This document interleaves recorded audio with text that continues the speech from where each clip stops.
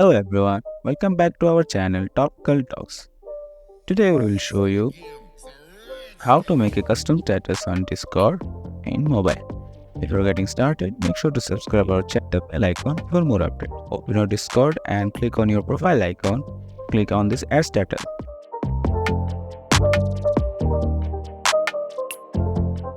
And then from here, you can write your status. Here you can select your status duration.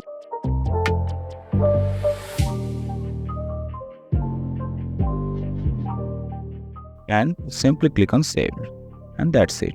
If you find this video helpful, please make sure to subscribe our channel and we'll see you guys in the next one.